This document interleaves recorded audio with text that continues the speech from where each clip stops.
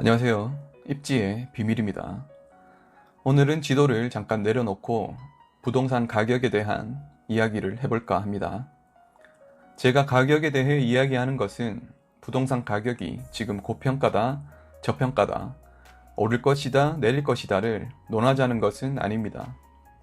현재 부동산 가격이 워낙 비정상적으로 움직이다 보니 사람들은 가격에만 포커스를 두게 되었습니다. 어느 아파트의 신고가가 터지면 열광하고 여기가 올랐으니 저기가 따라간다. 반대로 너무 비정상적으로 올랐으니 이제 떨어진다. 가만히 보면 상승을 외치는 사람들, 하락을 외치는 사람들 모두 투기성이 짙어지고 있습니다. 상승을 예측하는 것만큼이나 조심해야 하는 게 하락을 예측하는 것이죠. 자산을 가지고 있는 상태에서 자산 가격이 하락하는 것과 자산이 없는 상태에서 자산 가격이 상승하는 것, 어느 쪽이 더 위험할까요? 요즘 벼락거지라는 말이 나올 정도로 자산을 보유하지 않은 채 가격 상승을 지켜봐야만 하는 상황도 심각한 것이죠.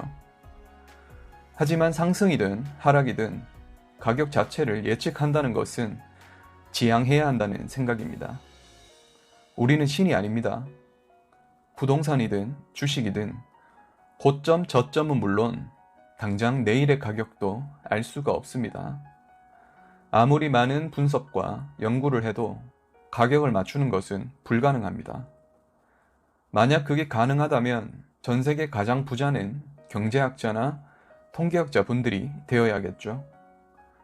원숭이와 펀드 투자자의 투자 대결에서도 원숭이가 승리하듯 미래에 특정 가격을 맞춘다는 것은 불가능합니다. 그래서 우리는 자산을 보유하고자 할 때는 가치에 집중해야 합니다. 주식이라면 기업의 사업성과 비전을 봐야 하고, 부동산이라면 입지를 통해 가치를 이끌어내야 합니다. 가격은 공부를 한다고 해서 알 수 없지만 입지는 공부를 통해 파악할 수가 있습니다. 우리는 우리가 통제할 수 있는 것과 없는 것을 구분해야 하며 통제할 수 있는 것에 집중을 해야 합니다. 그것이 제가 입지의 비밀 채널을 만든 이유입니다. 앞서 말씀드린 것처럼 우리는 가격을 예측할 수 없습니다. 그렇다고 가격 변화에 대해 아무 생각 없이 있어도 안 됩니다. 그럼 뭘 해야 할까요? 바로 대응을 하는 것입니다. 부동산 가격은 예측이 아니라 대응인 것입니다. 그 대응이라는 것을 하기 위해서 부동산 가격이 어떻게 이루어져 있는지 생각해 볼 필요가 있습니다. 제가 생각하는 부동산 가격의 구성입니다. 부동산 가격은 아파트 가격, 그리고 수용적 거품, 그리고 물량, 그리고 유동성, 그리고 정책으로 이루어져 있습니다. 아파트 가격과 수용적 거품은 다른 변수가 없을 때 평소에 거래되던 가격을 의미합니다. 분양 가격에 피가 붙고 소득이 증가하고 경제적으로 윤택해짐에 따라 자산의 원래 가치보다 약간의 거품이 끼게 됩니다. 그러다 그 거품이 천천히 커지면 예측하지 못한 경제 쇼크나 금리 인상 등으로 타격을 받게 되어 다시 가격이 내려가는 정상적인 사이클이 되겠죠. 하지만 여기서 세 가지의 변수가 들어오면 사이클을 벗어나는 상황이 발생합니다. 먼저 공급 물량이 적어지면 기존 아파트가 희소해지기 때문에 당연히 가격 상승 요인이 되겠죠. 전국적으로 공급이 부족한 상황에서 정부는 민간 아파트의 공급을 줄이고 임대 아파트의 물량을 늘리고자 합니다. 유효한 수요라고 판단하지 않은 시장은 기존 아파트의 가격의 가치를 더욱 높게 평가하게 됩니다. 대구의 경우에는 일시적으로 향후 2-3년 동안 물량이 증가하나 대구 도심의 물량은 걱정할 수준은 아니라는 생각입니다. 그리고 그 이유는 또 공급 물량이 없죠. 당장의 대구 공급 물량이 마이너스로 작용한다 하더라도 다음에 나올 변수들이 더 크게 작용할 것으로 보입니다. 다음 변수는 유동성입니다.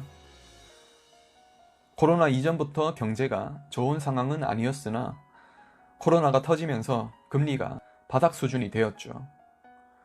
유례없는 사상 최저금리가 시장에 작용하면서 부동산 시장에도 촉매제 역할을 하였습니다.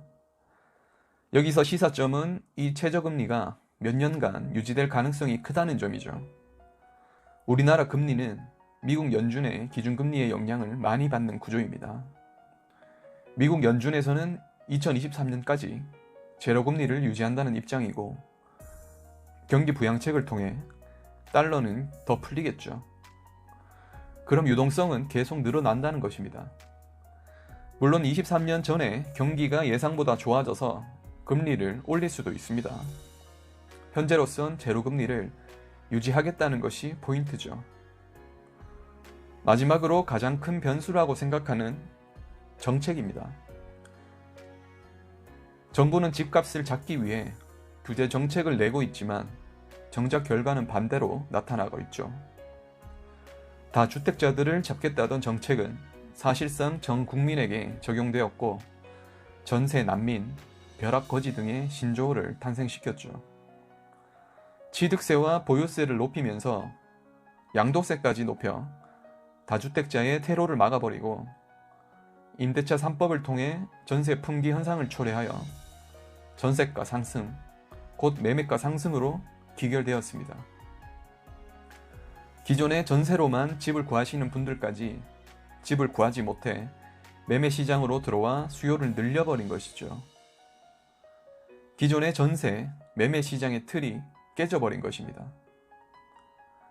그럼 앞서 살펴본 세 가지 변수를 통해 앞으로 방향이 어떤 식으로 흘러가는지 생각해 볼 수 있겠죠.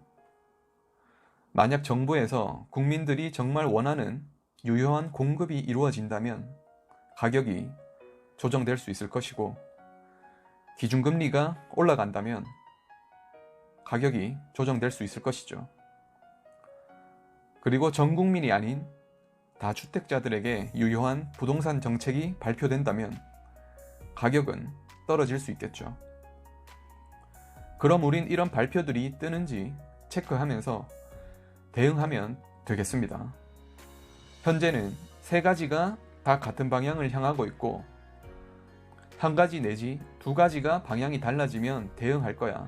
이런 식의 자신만의 투자 방향을 만들면 좋을 것 같습니다. 단순히 오른 만큼 더 오른다. 오른 만큼 떨어진다.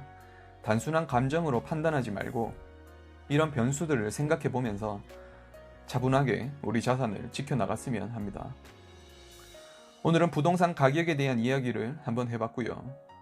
준비한 이야기는 여기까지입니다. 요즘 한파가 찾아오고 폭설도 내리는데 모두 건강관리 잘하시기 바랍니다. 그럼 다음 영상에서 뵙겠습니다. 감사합니다.